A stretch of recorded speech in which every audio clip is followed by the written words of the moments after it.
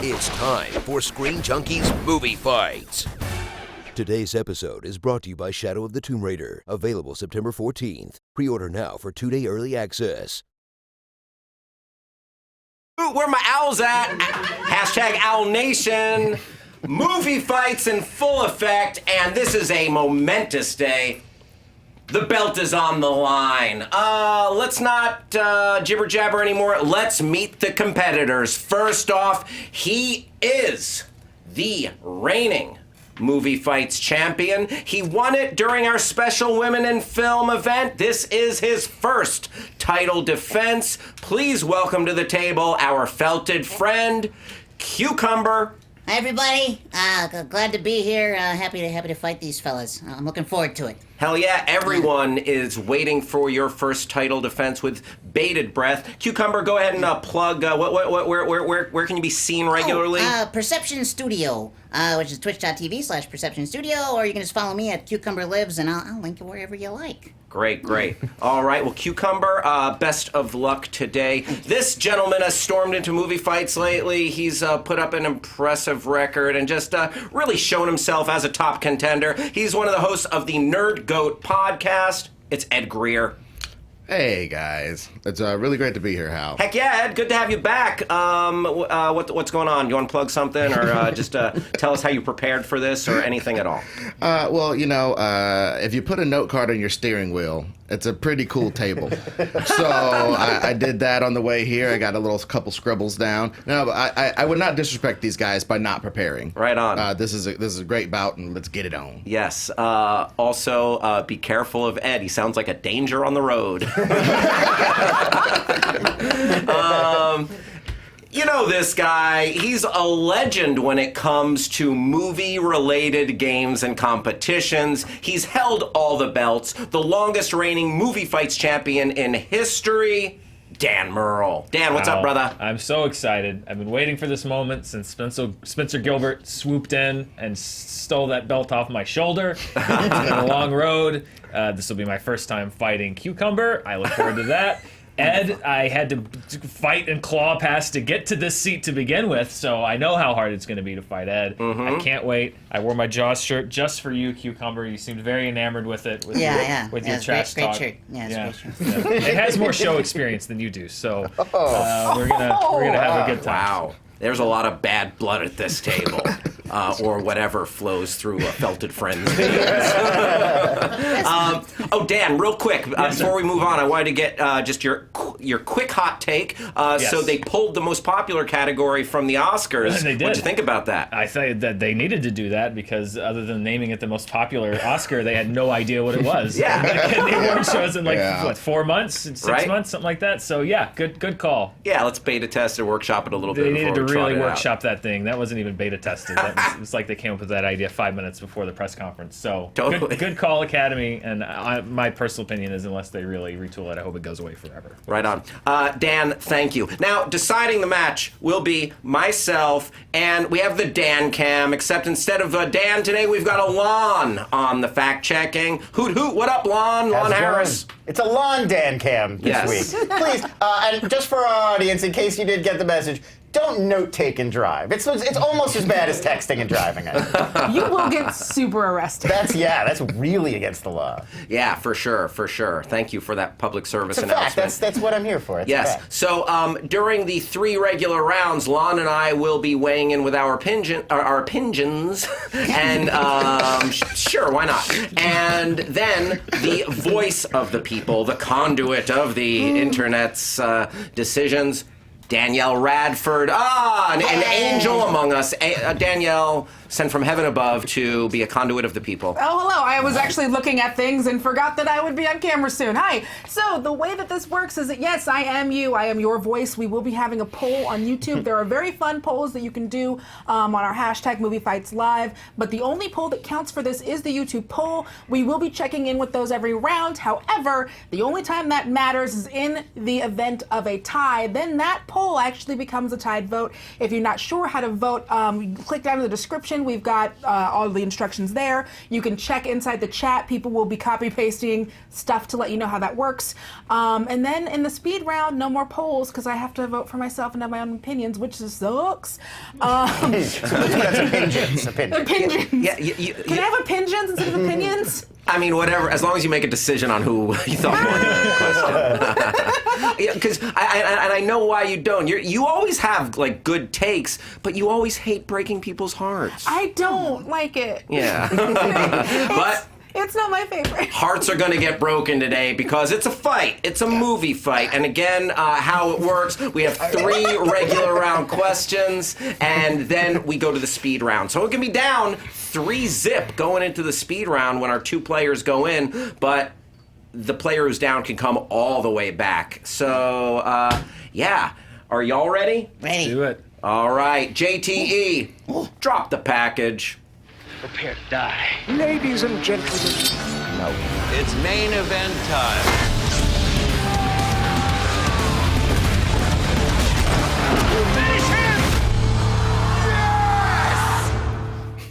Thank you, Thor. All right. Question number 1. Again, the belt is on the line. There it is. Hey, baby. What is the best live action movie that everyone of all ages can enjoy equally? Okay? The best live action movie that everyone of all ages can enjoy equally. Player number 1, Cucumber, we start with you. All right, gotta go with Teenage Mutant Ninja Turtles. It's a gift that just keeps on giving. When you're a kid, you love it for the radical turtles, the martial arts, the pizza, terrifying Shredder. Nearly everything is quotable, delightful. You got 4 distinct turtles with kick-ass weapons, attitude, cracking wise. When you're a teen, you love it for the craftsmanship, you know, all those wonderful suits. And then you enjoy the sets and all of that as well. And you know, April O'Neil, Casey Jones starts to make sense, that wonderful relationship as that builds. And then as an adult, you get to laugh at some of the unfinished qualities of the movie, like the hanging matte paintings and the faces beyond the teeth of the giant turtle faces. It's just nothing but joy from beginning to end. And pork rinds? Pork rinds. All right. I guess we'll elaborate more on the pork rinds shortly. Thank you, Cucumber. Ed. My choice was The Princess Bride. And it's one of these movies that keeps being bandied about as like the perfect movie, as a movie that you can watch with all ages. And I really started examining, it can be watched by all ages. It has story elements that can engage adults. Most of the time people talk about, you know, things that can be watched of all ages. They're mostly talking about kids' movies with a couple of minutes for adults. This whole thing is adults seeing kids' movies through a kid's eyes, through the narrative device of the storytelling. So it's a grand fable, and I think it is for all ages, and I'll prove that today. Thanks, Ed. Dan Merle. I picked a film that I grew up calling Star Wars, so I'm just going to call it Star Wars. It's now by necessity a franchise called Star Wars Episode 4: A New Hope, but let's just call it Star Wars here on the show. This is, no pun intended, but it's one of the most universal films ever made. And it's not just because, you know, the characters are popular, but the characters got popular after the show came out. It became popular for a reason, and it's because George Lucas smartly said, fantasy, sci-fi, all of these genre things are so hit or miss. A lot of them, people just see ray guns and they think that it's kid stuff, literally kid stuff. He said, I'm going to take the monomyth. I'm going to take the basis, the DNA from which every great story is ever told, and inject it with this genre filmmaking. And what it has become is a global icon. It is a movie that people recognize all over the planet. Generations have attached themselves to it. It's 40 plus years old at this point and still finding fans, still finding popularity. And the reason why it's so popular isn't because it's about space or spaceships. It's because it is a universal story. And George Lucas was smart enough to tap into that. That's why it's connected so well. And that's why I think it can be enjoyed by anyone of any age, anywhere on the planet. All right, 3 very different movies, gentlemen, and Felted Friend, fight it out. Well, I'd like to just take on the elephant in the room besides me, and that is this Dan's Captain America shield of using Star Wars at all. I rebuke that, Satan. You know what I mean? I really think that that's underhanded as hell because everybody knows how popular it is. And let me tell you why it's still popular and why it's still engaging imaginations and blah, blah, blah. It's because it's a toy gold mine. They're still making these movies for toys and for licensing, and it isn't because of the enduring power of the fable. My movie has made hundreds of millions of dollars in streams and video since it got dropped when it originally got dropped in the 80s. And basically, it was made for $16 million, made $30 million. Now it's made hundreds of million dollars. That's a growing, enduring fable, and not because of toys, because of the damn story. Star Wars sold quite a few DVDs and videotapes in its day and age, I think. It's been released in theaters way, way, way more than The Princess Bride. And again, the reason why is because there's an audience for it across all spectrums. I want to talk about Teenage Mutant Ninja Turtles real quickly, because that is a movie of my youth. And I mean, in your argument, you said that like kids and teenagers will like it fine, and then adults will laugh at it because of how bad it is. That is still joy. But it's not, though. First of all, it's everyone of all ages equally. And as somebody with grandparents in the early 90s, I can tell you that people above 50 do not buy into Teenage Mutant Ninja Turtles. They don't get it. They don't understand it. It's stupid. It's dumb. It's ridiculous. Okay. Let's talk about Star Wars for a second. Let's talk about Star Wars. Let's talk about Star Wars. Yes. It is propagandist. It teaches you all about the faceless enemy, right? This is some World War II shit here. We're just being like, oh yeah, all the bad guys. Well, you don't know anything about their overarching plan. You don't know what they're trying to do. You don't know anything about the rebellion in Episode 4. They don't tell you crap. So Farm Boy goes, oh, I think I'm going to join the Empire. 5 seconds later, oh, I think I'm going to join the rebellion. And then he goes on to be indoctrinated by a religion he's never heard of, to then go on and kill hundreds of thousands of people. And because he kills more than one person, he's a goddamn hero. It doesn't make any sense. We're not attacking, first of the logic of Star Wars, and secondly, when Star Wars started explaining what the Empire was and who the rebellion was and started getting to how everything worked, that's when it got bogged down in detail. Star Wars is a hero and a villain, a good guy and a bad guy. It speaks the universal language, not only of cinema, but of character, and that's why it can be enjoyed. Because when Han Solo comes swooping in on the Millennium Falcon, the 5-year-old kid is going to love it because he's driving a cool spaceship. The 60-year-old man that's watching it is going to say John Wayne. He's John Wayne swooping in on horseback in that moment. It is iconography, and that's why it is so translatable and so popular. I agree with Cucumber that Luke Skywalker is the most endearing jihadist ever. I definitely agree with that. But the thing about Teenage Mutant Ninja Turtles, and respectfully, Cucumber, I got to say the 90s-ness of it.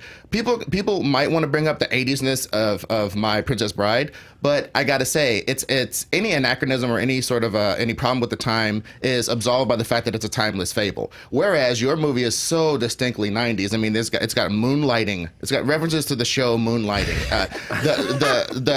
And frankly, as a fat person, I hate that the first time they beat up the Foot Clan, they get like one medium pizza. I think I remember that. All these hungry ass turtles, they got like one medium pizza, or maybe it was a large. I don't know. Metabolism. You don't build muscle mass like that with slow metabolism. You don't get buff They like live Raph. for hundreds of years. You don't know. Also, one last thing on the Teenage Mutant Ninja Turtles. One of your opening points that I have to take issue with is that you said that the turtles have distinct personalities.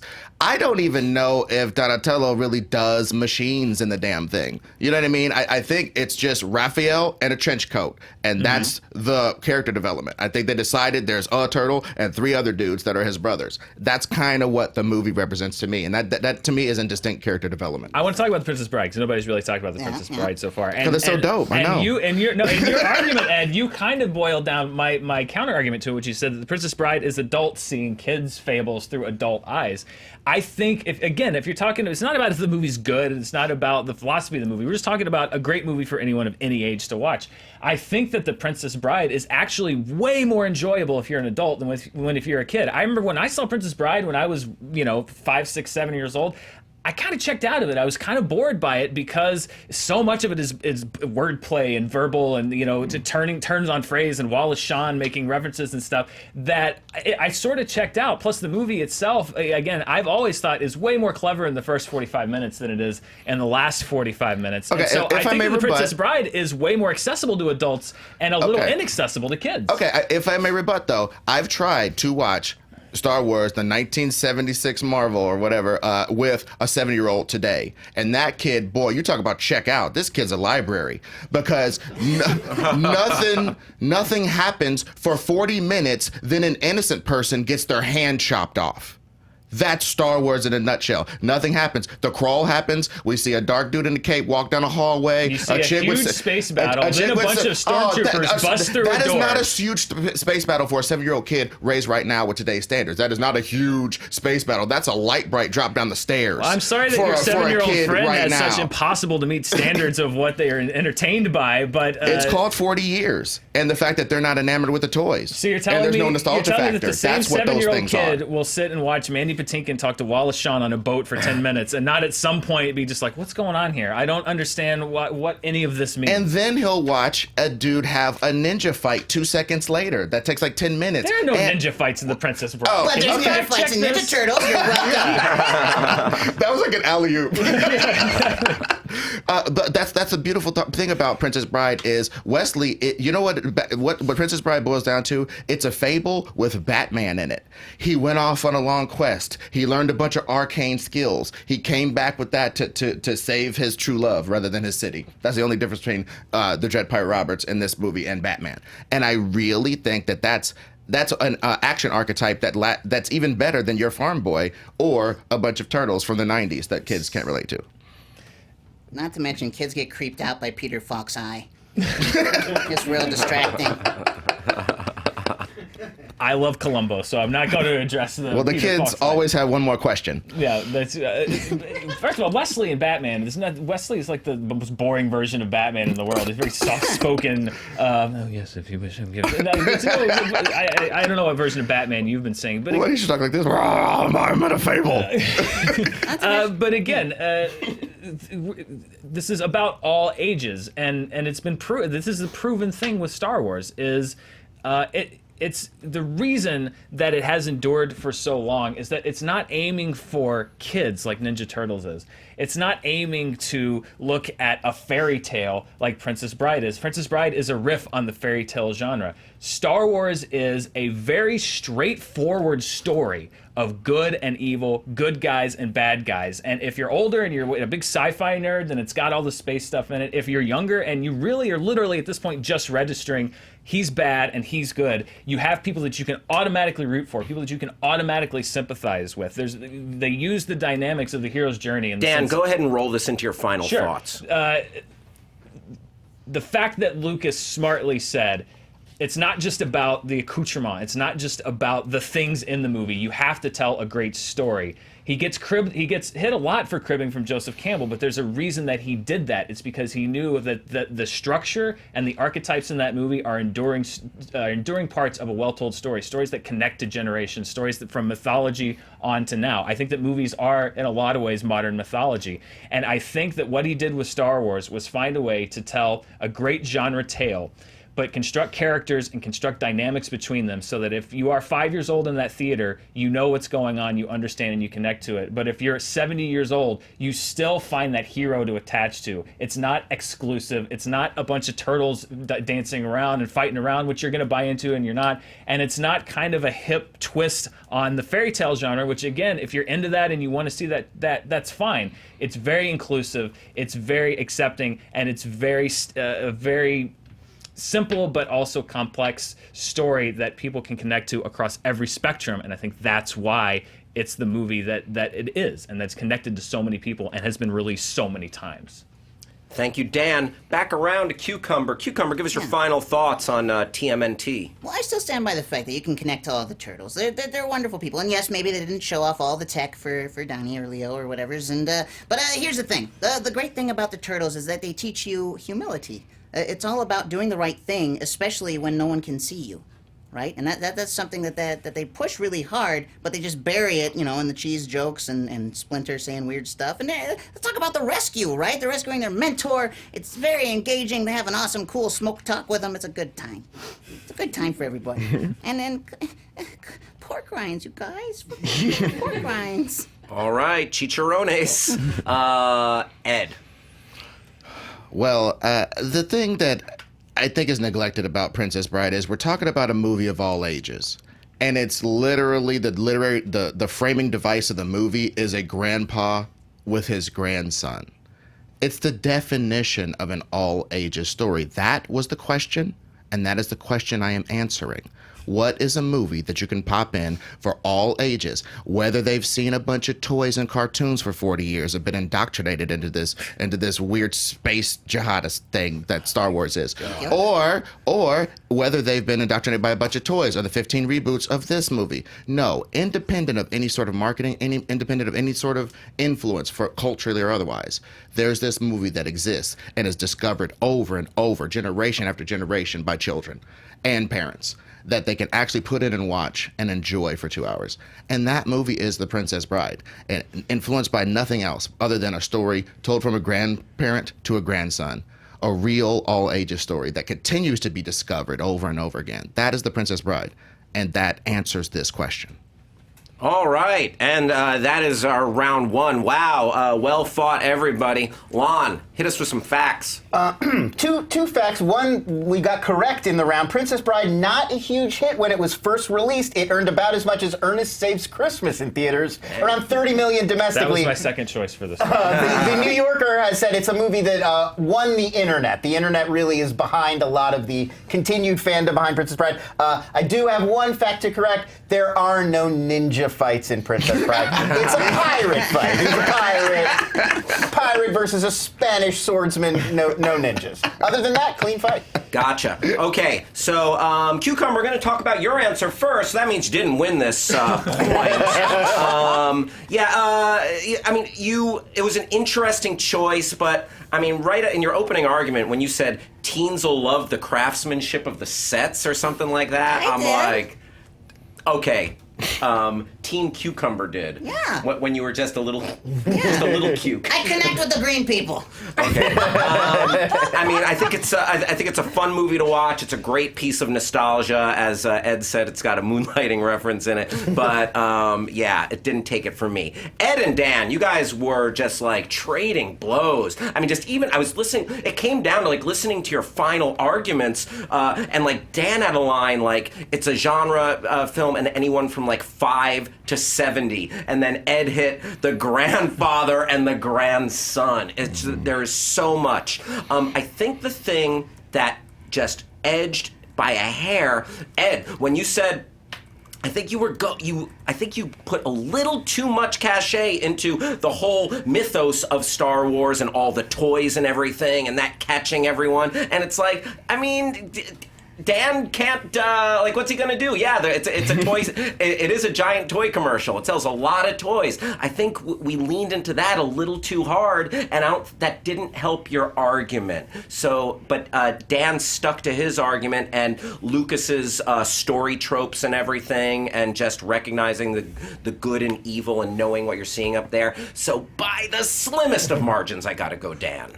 Lon.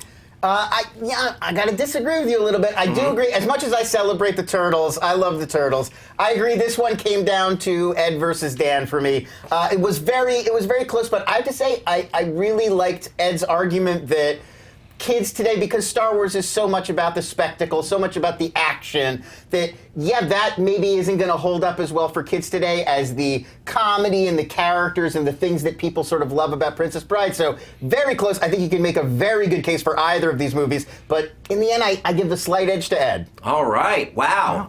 That's just how close it was. And Danielle Radford is going to come in and tell us what's up right now. All right. Let me refresh so everything is fresh and new. And with 54%, we've got Star Wars, A New Hope, 37% The Princess Bride, 7% Teenage Mutant Ninja Turtles. Some other ones, some kind ones that we saw that came up in the chat, other suggestions, E.T., Wizard of Oz, Charlie and the Chocolate Factory, but overwhelming amounts of people on both Twitter and in the chat said Back to the Future. That's a great answer. I like for that. For young kids, it is a little... World was it? Yeah, a little questionable for the young kids. Oh, yeah, that's true. That get your damn hands off her scene might be a little intense for kids. Yeah. All right, so Dan Merle taking the point. Hoot hoot.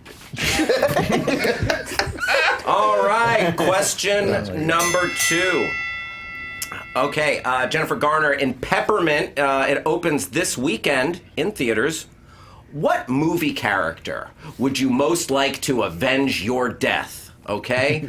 Who do you want to just get revenge for you? And question number 2, we'll start with player number 2, Ed Greer. Well, my choice may seem like a populist choice for right now, but I have thought about this and I have read the comics for years. And the person I would most want to avenge my death is Thanos.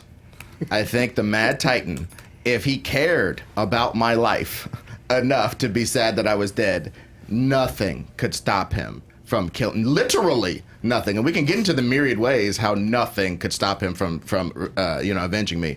We can talk about that a little later, but you gotta just look at that guy. Look at that guy. That guy. That guy. That guy cares about me and wants to kill you. That's all I gotta say about that. Go ahead, Dan. All right, the Mad Titan Thanos. Dan.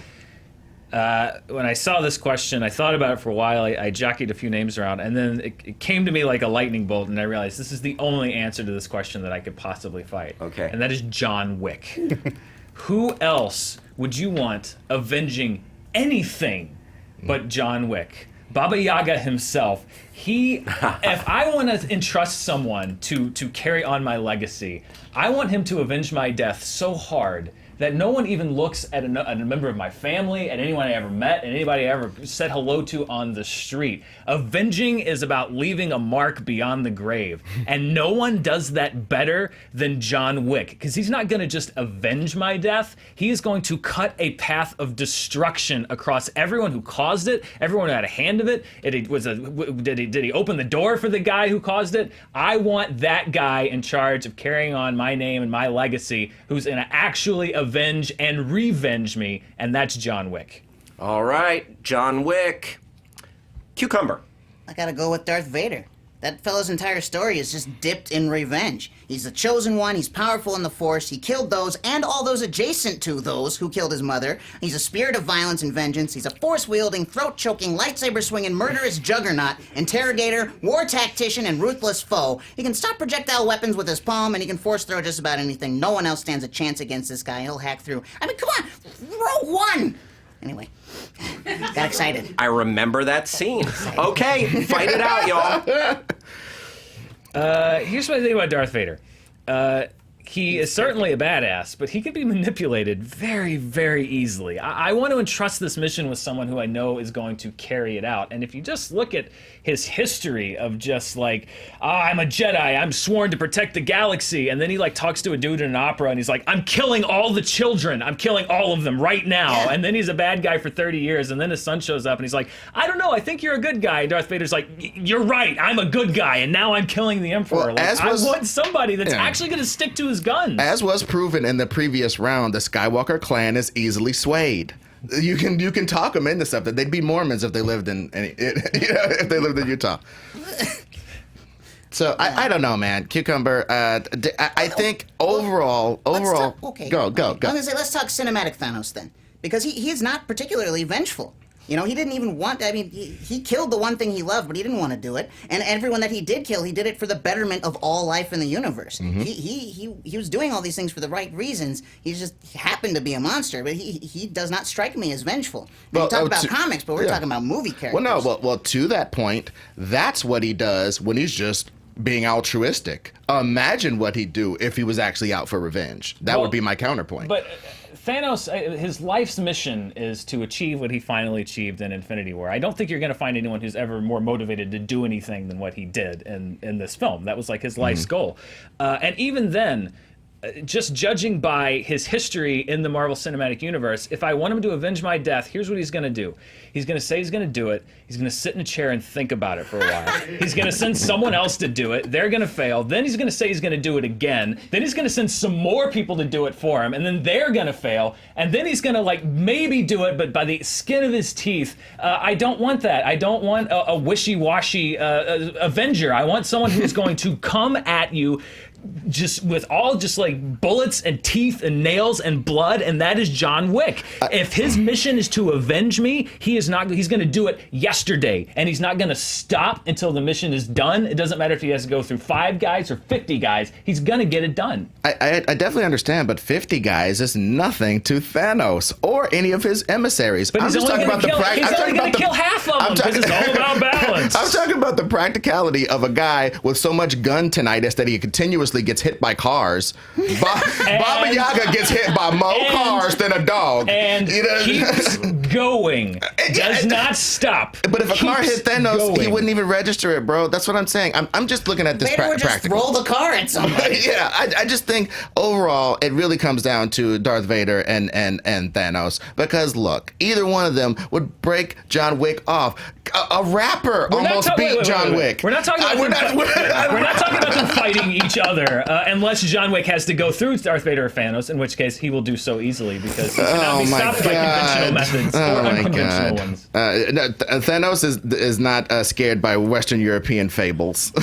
He's not gonna shake in his boots when the phone rings and there's a crusty Johnny Utah outside. No, I believe that Thanos.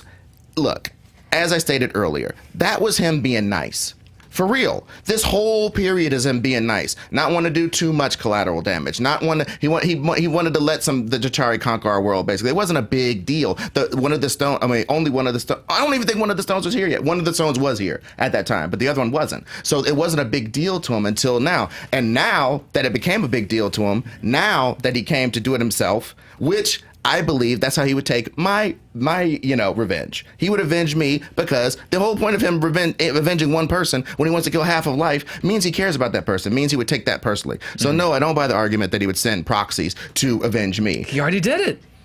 He did it for the biggest achievement of his life. For years and years, he just sent other people to do his work for him. Yep, he's just all smiles, and now he's just sitting on a mound somewhere, smoking a pipe or something. He's just not that dangerous. I mean, yeah, he did his thing. Well, at least he's got all his legs, Cucumber. He's more machine than man. That boot would kick through somebody. I mean, not to mention lightsaber, force choking. He can kill you over a security cam. Like, no one stands a chance. He kills the women. He kills the children. Darth Vader is unstoppable. Unless you talk him out of what he's doing, in which case he's very stoppable. Yeah, but how many people will he actually listen to besides those two? I doubt the Emperor's going to be like, no, don't avenge Cucumber, no. What you need in someone who's going to avenge you, and I will make this my closing argument, Hal, unless you want to keep going. Okay. But what you need in someone who is going to avenge you, you want someone with initiative and the will to get it done, and you want somebody who's going to stick to the mission and stick to the principle. Thanos is a very mighty force, but he doesn't have the initiative to get it done. He stalls too much. He appoints other people to do it too much. There's too much margin for failure. Darth Vader doesn't have the principles. He may believe in something today, but that doesn't mean he's going to believe in it tomorrow. He flip-flops all the time, and I don't want that in someone who's going to avenge me. I want somebody like John Wick, who when he is motivated and when he's been given a task to do, when he believes in it, because if he's going to avenge my death, then that means that this is something that he believes in. He's not going to stop until anything gets in his way. He's not going to be intimidated by numbers. He's not going to be intimidated by difficulty, by borders, by boundaries. He's not going to stop until he has killed or avenged the person responsible. And what more could you ask for to get that kind of job done?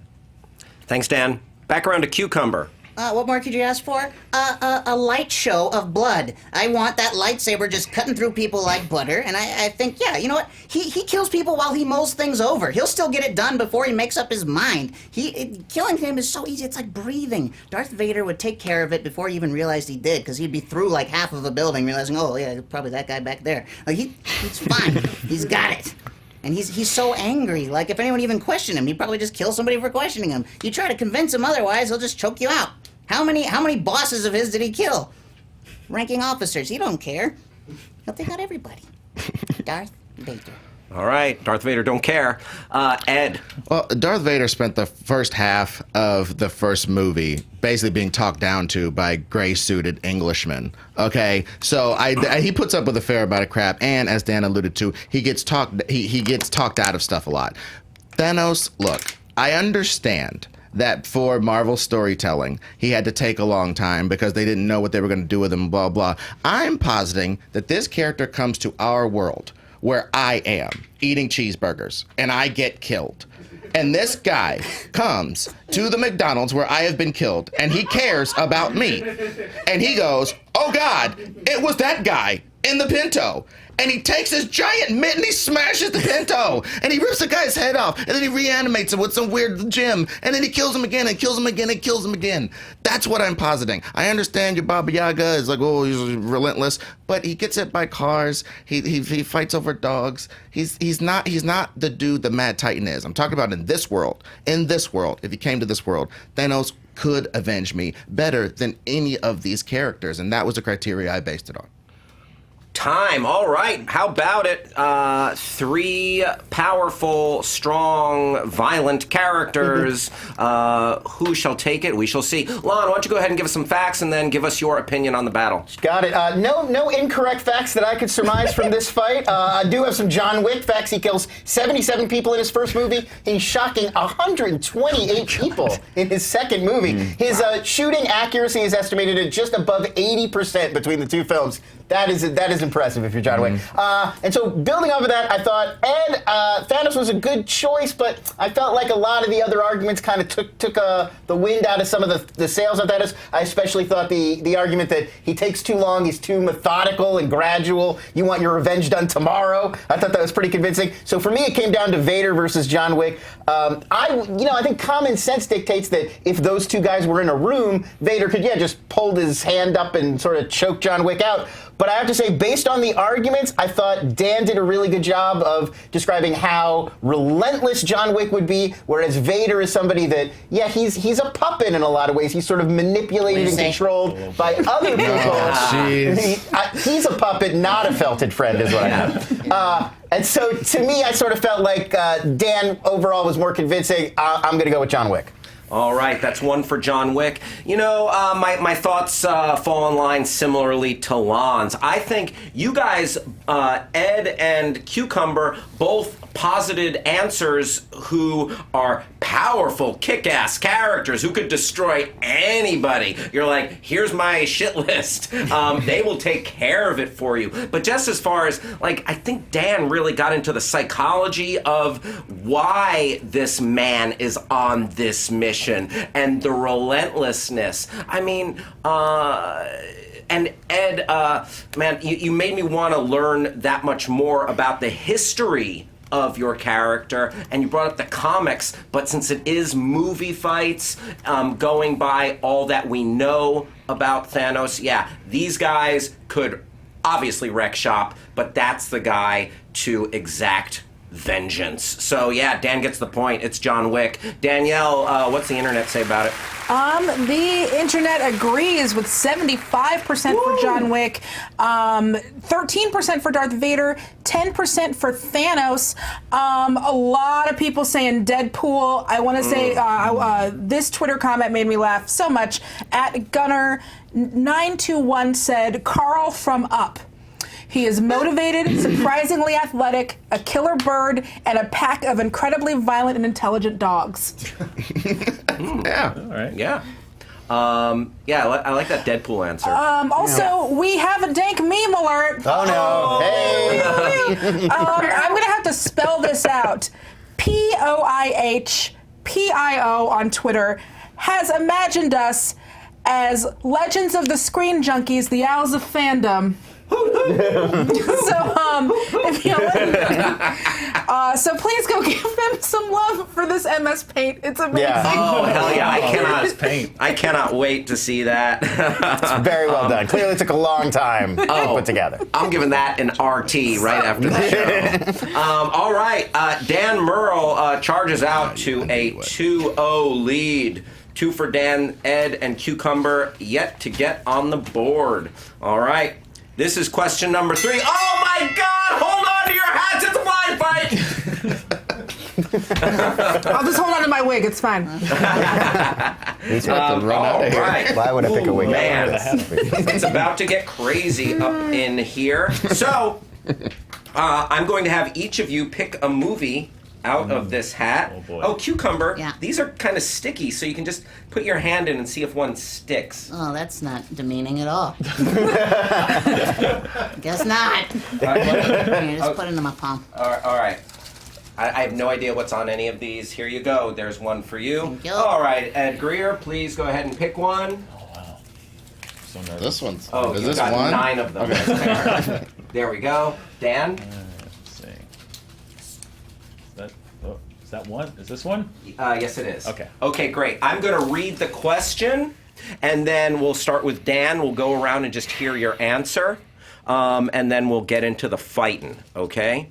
The question, pitch a remake turning any original movie into an erotic thriller. So long I've waited to get this question. Yeah, so like the steamy '90s movie Basic Yeah, Instinct or sure. something like that. So Yeah, like the Joe Esterhaus verse. If yes, this movie was yes, I gonna join the Joe love it. Esterhaus. So pitch a remake turning any original movie into an erotic thriller. All right, Dan. Okay, let's see what movie I've gotten. Are we all going to reveal, or do I have to Oh, one reveal at a them? time. Okay. Oh yeah, just reveal. We'll just go around and reveal. Thor Ragnarok. Okay. Thor Ragnarok. All right, man. We'll hear what happens with Thor Ragnarok. Cucumber, what'd you get? I got Transformers. Transformers. Yeah. Okay. And Ed. I got Die Hard. All right. Wow. Three movies that are not erotic thrillers, but you are each going to pitch the remake that turns them into erotic thrillers. And yeah, we've heard all of your answers, so let's just fight it out, y'all. Jump into the fray. All right, well, Transformers is going to be about, the Allspark brought all kinds of life to the Transformers, but it didn't allow them the ability to transform into their true selves. So they go on a hunt and they find a new device that allows them to really make themselves transgender Autobots, right? So they get their new parts, and it's all about the exploration. Optimus Prime and Bumblebee, and they all just, they start to, they get close. They've known each other for so long, but not like this. Not like this, Hal. And they breathe each other's exhaust. they check out each other's tailpipes, if you know what I mean. And they really just, they get into it. They fight, and then Megatron comes in, but he wants a taste too. He's been in that dam for so long. He's just been waiting to bust out. And then you get the Constructicons. They come out with those giant wrecking balls just swinging every which way. Ugh. I could go on. Wow, pretty steamy stuff. Pretty hot and steamy. Dan, Ed, jump in whenever. I don't know if I want to jump in there. I mean, look, this is the thing.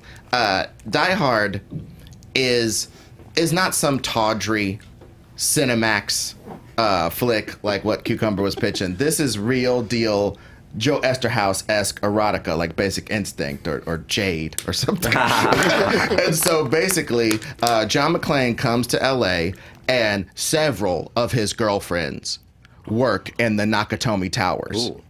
And he has such intense romantic history that we're able to bop back and forth in time with flashbacks and stuff to the different relationships. And when he gets there, it's like almost like a cat and mouse game of trying to romance but not be seen by the other women and stuff. But then it is revealed that one of them is a terrorist who is trying to rob the place, and he has, through a series of erotic misadventures in different rooms and different floors, he has to use his sexual skills and his deductive skills to deduce who is a terrorist before they accomplish their plot. All right, Dan. I would like to pitch a scene from my film, which will be an exploration, really, of what I think was only touched upon in the non-erotic thriller version of Thor Ragnarok, which is the romance between Thor Odinson and the Incredible Hulk. This takes place somewhere in Act 2. Thor has been exiled to the prison planet of Sakaar. The Grandmaster shows him to his quarters, stripped to the waist, obviously. Very low lighting, some smoke, a little atmospheric smoke, light saxophone music playing in the background. Thor takes things in. He's squinting to adjust to the light, and from From the side of the room, he hears a splash, and he looks, and he sees the Hulk emerging from the bath. The Hulk is nude, of course. These are old friends, these two. They have a past, they have a history, but they've never really had the opportunity to explore that history. And from the moment they meet, the sparks are flying. Thor levitates himself to face level for the Hulk. And maybe he stands on a column of lightning. Standing on a column of lightning. Yeah, Some sort of a levitating ability. And looks deep into the Hulk's deep green eyes. Says, "It's been a while." And the Hulk says, "Yes, Thor. It has been a while. You know, it's been a long time since we spoke, but I have to ask, am I worthy?" Thor reaches in, grabs the Hulk's nape, and they share a passionate embrace, as only these two friends can. And then Thor glances downward, has a smirk on his face, and says, "You made him angry."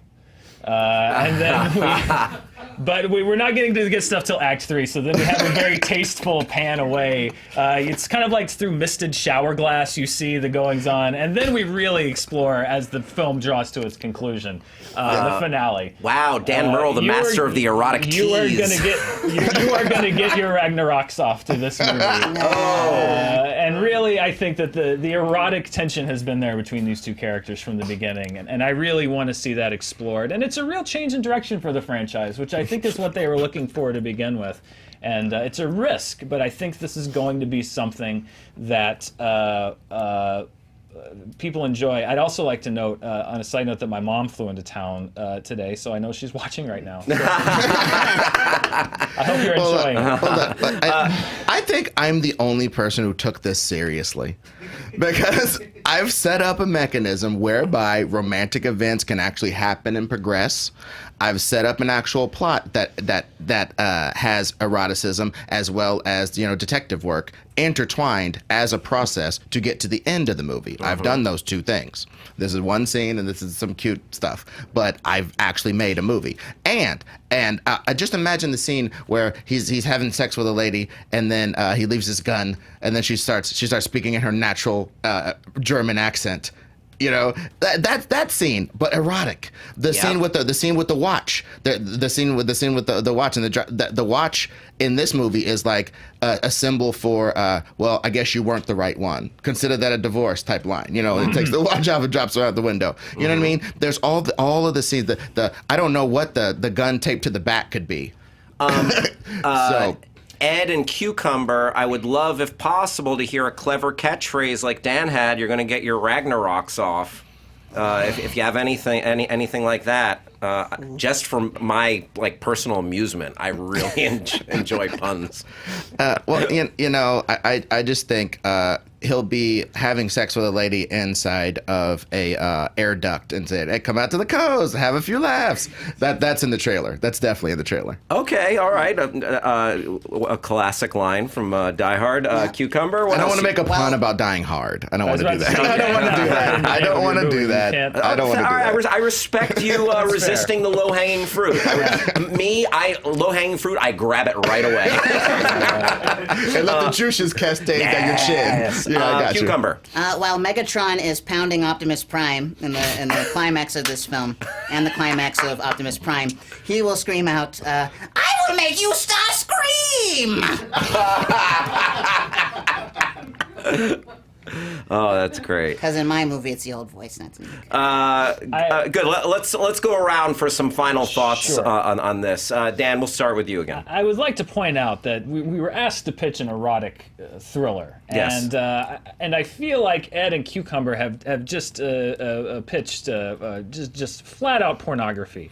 All of these pitches are based on lust and as just lust between strangers, and that's not what I want want an erotic thriller, the eroticism comes from people with a history, those words and actions that have been unsaid and undone for so many years. And that's what I get from every Avengers movie between these two characters, is I want to see them speak these unspoken truths. That's the eroticism. It's not just random robots and people in air ducts engaging in intercourse with each other. This is about sexual tension and eroticism, and that's what I've got in this movie. And it's a key ingredient that I don't feel either of my competitors have brought to their films. Thanks, Dan. Cucumber? I would like to argue that all of the Transformers characters have a long and rich history with each other, especially Optimus Prime and Megatron. Imagine how difficult it would be for them to admit their attraction to each other after fighting each other for decades. Generations, really. Yeah, they've been fighting for, what, thousands of years or something ridiculous? Yeah, you're gonna fact check the hell out of me, but yeah, they've been doing that thing for a long time. So they're not strangers, and I think that and the sexual exploration of all their new parts and bits is also a beautiful addition on top of all the lustful pounding. All right, lustful pounding from Cucumber. Ed. Well, I mean, I have a basic quibble with the conception that Dan was just breaking down about this whole. It isn't eroticism and erotic thrillers are not about old love. Or that's some remain to the day type stuff. You know what I'm saying? Erotic thrillers are not about unrequited love in any way, shape, or form. Nor erotic thrillers are about the thrill of the new. There's a new sexual opportunity. It leads you into a new adventure, and you have to deal with the consequences of entering said sexual adventure. And to me, that's what my pitch for Die Hard is. John McClane's coming out to the West Coast for the first time. He's encountering, a group that has a big weird plot in a building. He has to use his sexual and detective skills, as I've said before, to divine what's going on. It has a plot by definition, and it is about new adventures. That's what erotic thrillers are about, the new adventure. Basic Instinct isn't about a detective who knew a lady for a long time. It's about, oh, this is a new weird author lady. Let me have sex with her. Oh, God, she might ice pick me. That's an erotic thriller, and it's about new, not old. Time. All right. Wow. I need a cold shower after that round. Lon, shower us with some facts. One fact, and actually Cucumber nailed this. Daniel. It is a fact, and I'll quote from the animated series, millions of years ago, Cybertron was a planet of peace until the Decepticons, lusting for power, began a terrible war. They have been fighting for millions of years. It's a fact. Oh, thank you. That's the one fact for that round. If I'm giving my opinion, I didn't ask you for that. Oh, well then I'll shut up. Who cares? Honestly, I agree with you. All right, Lon, go ahead. Oh, now I took a sip of coffee. So everybody I thought had an interesting pitch. I felt like Cucumber, it did feel very porny to me. I didn't really feel like, where's the story going? How's the thriller element coming in? It did sound like a great film, but just maybe not quite fitting into the what we'd sort of come up with here is the kind of question. For Dan's, obviously that scene sounds great. I want to see more. I want to know more, but it felt a little bit more like an erotic romance. I thought Ed really nailed coming up with a framework that you could take Die Hard and make it into a Esterhaus-style erotic thriller, which was the question. So I'm going with Ed. Okay. When I wrapped my head around this, I had to rank it Ed third, Dan second, Cucumber first when it came to the catchphrases. But when it came to the actual... Make you stop I love that. I love that. Wow. But I absolutely agree with Lon. Ed laid out an entire film, a potential erotic thriller. Dan had a very steamy scene that titillated and piqued my interest. Cucumber, man, you just got down to it. Oh, I know what people want. Oh, gonna make Starscream say, oh. Gonna make Bumblebee go, But Ed gets the point. All right, Danielle, what's everyone else saying? I have learned so much from the chat and from Twitter and from you all today. The chat, with 40%, it was Thor Ragnarok, 33% for Die Hard, 26% for Transformers. Just go check hashtag Movie Fights Live. I can't even say half the stuff y'all are typing. I can't. It is, you are filthy. Oh, my people. Oh, man.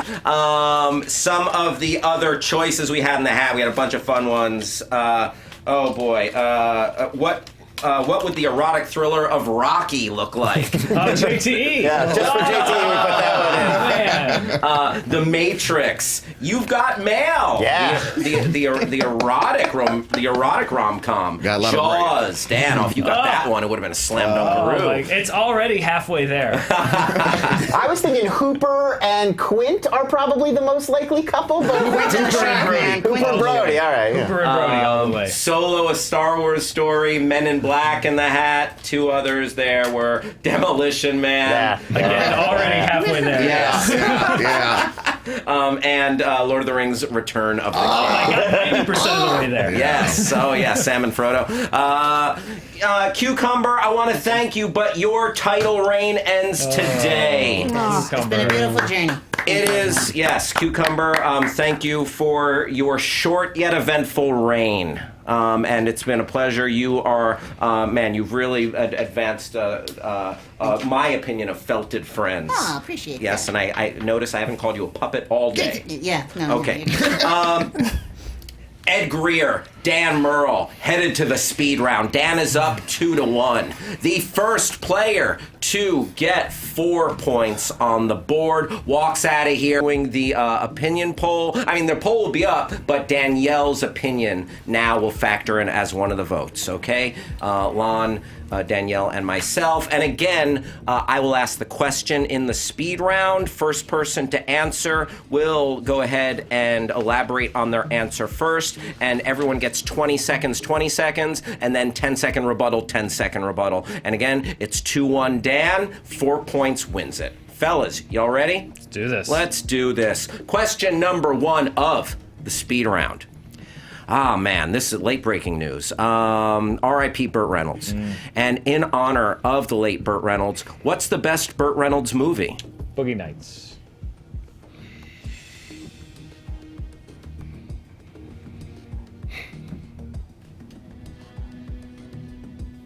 Cannonball Run. All right. Boogie Nights versus Cannonball Run, 2 iconic flicks. Dan, you answered first. 20 seconds begin when you speak.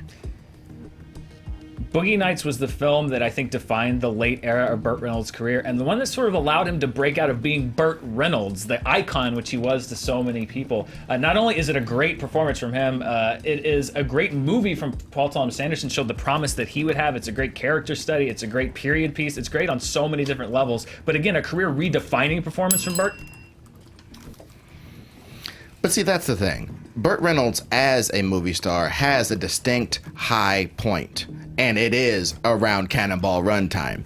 And he was the biggest star in the world. He could have a franchise built around him just driving around in his car and doing stuff. I really think that it was a graduation of the Smokey and the Bandit concept to more of a I think Cannonball Run is a memorable Burt Reynolds movie, but as you said, it was around that time. I think there's a lot of other performances in movies like Smokey and the Bandit, Cannonball Run 2, the other Smokey and the Bandit sequels that go in that same lane, whereas Boogie Nights...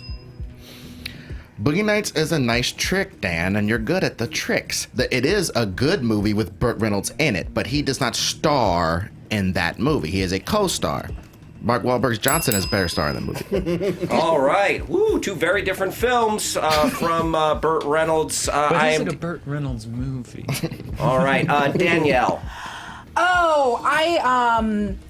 Both of these argued beautifully. I'm gonna have to do one of those semantics things that I know that we all hate and they're super unfun. But Ed really had me when he said Boogie Nights is a great movie with Burt Reynolds in it, but it is not necessarily like known for being a Burt Reynolds movie. I know that is a semantic, but I feel like the way that he snuck that in without it being able to be fought for was such a great debate technique that I gotta go for it. All right. That's one for Ed. Lon. I thought Ed did a great job of arguing why Cannonball Run represents sort of the high point in the timeline of Burt Reynolds' career, but I thought Dan did a better job of arguing specifically why Boogie Nights was the better sort of film for Burt Reynolds. I'm going with Dan. All right. This is a real difficult one. You guys both so close. But the question: what is the best Burt Reynolds movie? Semantically, is it the movie or is it the Burt Reynolds vehicle movie? As a vehicle for him. I feel like just by the hair on our chinny chin chins, Ed takes this one for me. With the point that Danielle said, and Ed really locking in it as the high point of his career. So it is 2-2. We are locked up at 2-2. Wow! All tied up. Question number 2 of the speed round. What movie character would you want defending your neighborhood? Laurie Strode from Halloween or Kevin McAllister from Home Alone? Kevin McAllister. Laurie Strode. Okay, we have Kevin McAllister and Laurie Strode from Dan, Kevin McAllister from Ed. Ed, you spoke first. 20 seconds begin whenever you speak now. Look, man, you ain't never seen, pain until you fell on a bunch of Maxbox cars or had a paint can slammed up against your head. I mean, they shoot Michael Myers all the time, but a paint can's a whole nother thing, man. What he did to the Slippery Bandits, I don't even think Michael Myers would come into Kevin McAllister's neighborhood. You notice he lives in Haddonfield, not regular Chicago, where Kevin lives. Laurie Strode is a fighter, she is a warrior, and she is a survivor. I'll give Kevin McAllister creativity points, but when it comes down to it, I want somebody with that survival instinct and somebody that is going to fight not just for her lives, but as we saw in the first Halloween movie, is going to fight for the lives of the kids she was babysitting. She's not just protecting herself, she's protecting those in her care. Kevin is not, he's very selfish. I believe that's Kevin's edge. Kevin doesn't have any emotionality in this. Kevin doesn't have any emotionality in this. Kevin is just a pure destruction machine, much like Michael Myers himself. And Laurie is just a new... I would also like to point out that Kevin McAllister had to be rescued twice, and he would not be alive if it were not for Old Man Marley. And the Pigeon Lady, they had to save his bacon every time he tried to defend on himself, whereas Laurie Strode survived many Halloween movies. Time. Okay. Wow. You know what? That last point right there by Dan, an undefendable. It was just like, yes, it sent Ed's argument reeling right there. I got to go Dan Merle on that. Lon? Totally agree. Also, they're the wet bandits or the sticky bandits, not the slippery bandits. Didn't lose me on that, but I felt the need to jump in anyway. I think Dan really, with that final argument, put this one away. I go Dan. Yup. Okay. Dan hops back into the lead. It is 3-2. Wow. This is, man, belts on the line. Great moment in sports, you guys. Owl Nation, pumped right now. Oh, hell yeah. Okay, question number 3 of the speed round. By the way, this is game point Dan. Ed, you need this to keep the game going. Who's the all-time scariest horror movie villain? Freddy. Pazuzu? The devil, the demon from The Exorcist? I'm counting it. Okay, so you said Freddy, and we have Pazuzu, the demon from The Exorcist. All right, we heard Freddy first. Ed, 20 seconds begin when you speak. I do understand The Exorcist is a classic, but look, I'm not scared of 13-year-old girls with the devil in them. I'll just leave the house. I don't care. I don't have a daughter. You know what I mean? But you can't escape your dreams, okay? You can't escape your dreams. You can't escape his mechanism. Even if you fight back, most of the time you lose. Freddy is an enduring demon, whereas, like I said, you can walk out of the house with his. I think the terrifying thing about Pazuzu is that it is not a corporeal entity, and it's not an entity that only appears in your dreams. It is an entity that will not haunt you, it will possess you, it will take control of you, and you will lose control. And I think that is a primal, visceral fear, that you lose control of yourself and are taken over by an evil entity. I can fight Freddy, I can combat Freddy, I cannot combat demonic possession. That needs to be done for me. I contend that the fear that is represented in that movie is that someone you love will be taken over by said demon, not you yourself. That is the fear that has been explored in there, whereas Freddy will kill you, specifically you. But again, Pazuzu is evil, and evil can't be defeated. Freddy can be defeated by so many different ways, but Pazuzu is, again, that may be something that you are not afraid of, but I am viscerally afraid of the idea of losing yourself, not fighting something. Time. Woo! Fellas, man, you are making our jobs hard today. Let's start with Danielle. No. I'm still taking notes. Yeah, once again, fantastic arguments. Ultimately, for this one, I do have to say, it was almost like when they're fighting Pazuzu, they're fighting two different things. Whether it's the fear of someone you love being taken, or whether it is the fear of yourself ultimately being possessed. I do think that Dan's argument was stronger for me, so I'm going to go with Dan. Although I will say, you can't escape your dreams. Someone put that on a shirt or like Instagram or something. In listening to the arguments, I mean, I thought, okay, Freddy is the scarier villain when I laid on top of it, but Dan, your opening salvo, the way you just broke down the fear and how visceral it was, and you took me there. Like, your opening answer took me there to that feeling of fear. So just because of that, and because I did not know the name was Pazuzu, so just having that in your back pocket, impressed right out of the gate. Ed, great choice, but Dan, your answer took it for me. Dan, you are the new Movie Fights champion. Ed, so well fought. Cucumber, oh my goodness. Wow. Dan, this is yours. Oh, thank you, Hal. I love it. You are welcome. It feels nice. Yeah, right? It feels nice. Oh, man. Cucumber. Oh, cucumber. We love you, buddy. Thank you. Oh. Raphael? I can get it back. Well, you know, the duty of every Movie Fights champion is first and foremost to wish a happy birthday to the voice of the people, Ms. Danielle Radford. I have to fact check that. That's not a rule. Danielle, are you able to come over here? Are you? I'm locked. I'm mic'd, but I can probably. Or, He's just a we have a little Should we- something, Billy. What? I hate you all so much. I didn't know about this either. Yay! Right here. Oh, there we Come right in the go. middle We're over just here. like all in the camera. Happy birthday to you. Find the key.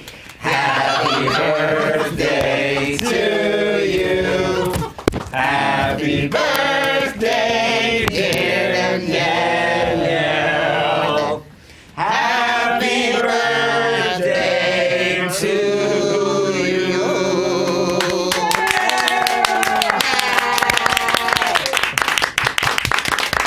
Pretend there's a candle. Yeah, blow me out. Oh my God. The erotic thriller portion is over, Cucumber.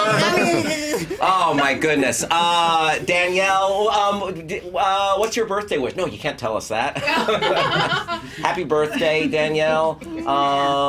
Yeah, what's your wish for the internet on your birthday? I'm gonna borrow this cue. Sorry. Yeah. It's not.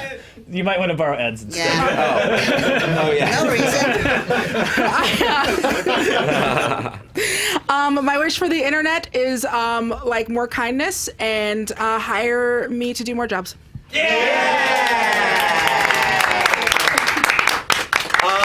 Dan Merle, congratulations. You crushed it today. Thank you. Oh, man. Good luck, all y'all mother effers, taking that belt away from Dan. He likes to hold on to belts for a long time. Ed Greer, you brought it, as always. Host of the Nerd Goat podcast.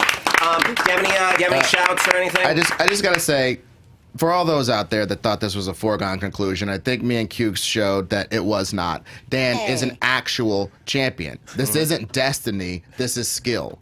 And one day, one of us is going to clubber Lang up and beat his ass. But until that day, he's in the sunshine. So I just want to make that clear. And please listen to the Nerd Goat podcast. We're a 5-star rated podcast. And I would love for more Screen Junkies to be down with it, because that's a way to be down with me. Hell yeah. Ed Greer, always a pleasure having you, brother. Cucumber, once again, tell us where we can find you. Perception Studio. So twitch.tv/Perception Studio. Also on Hyper RPG on Monday nights. Awesome. Thanks, buddy. everybody. And Roth, Joe Starr, oh, Billy, thank you for everything. Lon, thank you for holding it down on the facts. JTE in the booth. Max, I see you over there. Hi, buddy. Thank you for watching Screen Junkies and Movie Fights. Owl Nation, hoot hoot, where you at? We'll see you next week. Bye, everybody. Bye.